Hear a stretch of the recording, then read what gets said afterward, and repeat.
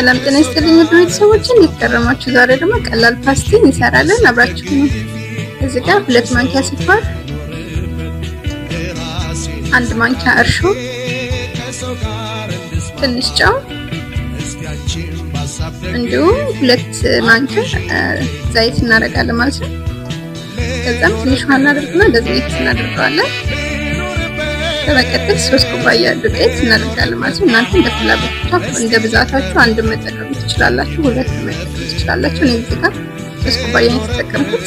ከዛ በመቀጠል ውሃዬን እያደረኩ ሊጡን በደንብ አድርጌ እንደዚህ አሽቼ አቦካዋለሁ ማለት ነው። ለስለስ እንዲል አድርጌ በዚህ መልኩ እንደዚህ አቦካዋለሁ። ሊጤን እንደዚህ በደንብ አድርጌ አሽቼ ካቦካሁ በኋላ በዚህ መልኩ ፕላስቲክ አልብሼ ኩፍ እንዲልልኝ እንዲቦካ ቢያንስ ለ30 ደቂቃ ያክል አስቀምጠዋለሁ። አሁን ኩፍ ብሎ ወጥቶልኛል፣ ደርሶልኛል። ከዛ እንደዚህ አደርግና በመጣጫ እንደዚህ እያደረኩ እጠዋለሁ ማለት ነው።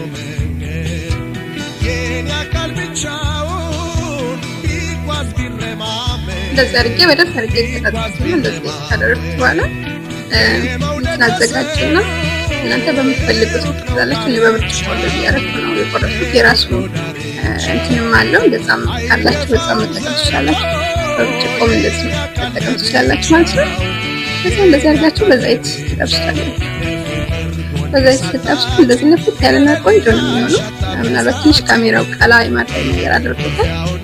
በተለየ ሌላው ነገር በጣም ቆንጆ ነው። ቀላል ቶሎ የሚደርስ በፈጣን መልኩ ቶሎ ደርሶ ለሚፈለገው ለመመገብ ዝግጁ እንዲሆን ያደርገዋል ማለት ነው። አሰራሩን በጣም ቀላልና ፈጣን ስለሆነ ቶሎ ሰርታችሁ ልታዘጋጁ ትችላላችሁ። ውድ ቤተሰቦች ስለተከታተላችሁ አመሰግናለሁ። ላይክ፣ ሰብስክራይብ ሳታደርጉ አትወጡ። ላይክ አድርጉ። ሀሳብ አስተያየት ካላችሁ ኮሜንት ሴክሽን ላይ ጻፉልኝ። አመሰግናለሁ።